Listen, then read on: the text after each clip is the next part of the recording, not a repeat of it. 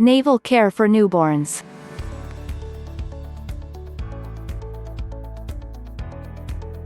The best way to care for a newborn baby's belly button is not to interfere with the natural process.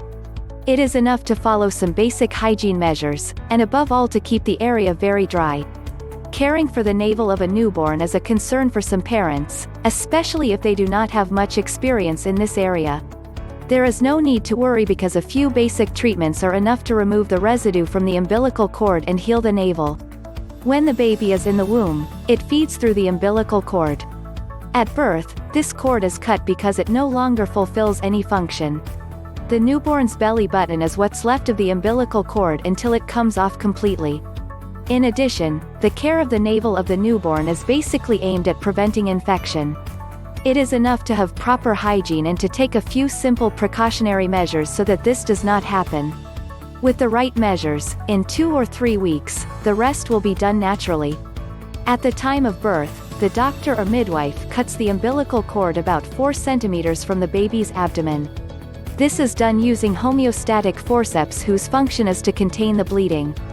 The rest of the cord is held in place with special plastic clips.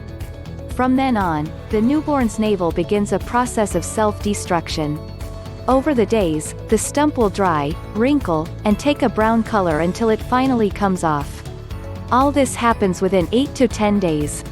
In babies who are born by caesarean section, it may take a few days longer.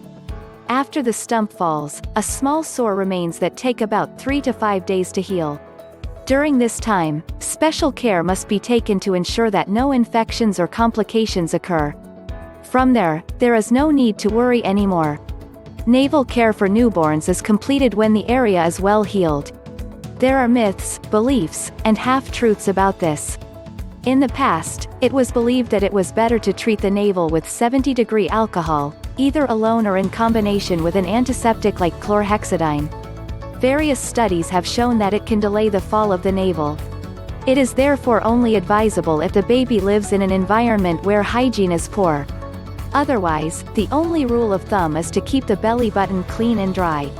This involves some basic actions such as: wash hands before washing or changing the baby, do not tear off the navel, it will fall naturally when the time is right, the bath baby does not pose any problems.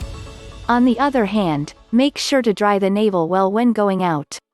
If the navel area is soiled with urine or stool, it should be cleaned with a towel and lukewarm water. The navel area must remain uncovered. It should be avoided as much as possible that a garment or diaper covers it. It is advisable to treat the newborn's navel until it heals completely. On the other hand, it is a simple procedure to perform after bathing. Just follow the following steps. After the bath, thoroughly dry the whole body of the baby, wash hands properly, with soap and water, wet a sterile gauze with a mixture of warm water and neutral soap. Or with alcohol, if the environment is unhygienic, cleanse the area around the navel properly, then apply clean gauze to dry the area well. Do not use cotton or mercurochrome, or iodine products. Warning signs. If after 20 days there is no cure, there may be an infection. This is called omphalitis. In this case, the area is usually red and hardened. In addition, there will be a bloody and smelly secretion. If so, see the pediatrician. When the stump falls off, it is normal for it to bleed a little. If the bleeding is heavy or does not stop, the best thing to do is to lightly squeeze the area with sterile gauze and then see a doctor. Sometimes a red pimple appears on the navel scar, umbilical granuloma. It does not matter, but it also deserves consultation with the pediatrician. In addition, a bulge can also appear on the navel. It corresponds to a hernia. It is mild and usually goes away after 2 or 3 years. Finally, there may also be a small protuberance shaped like an elephant trunk, called the umbilical proboscis. The pediatrician will then tell you all the steps to follow.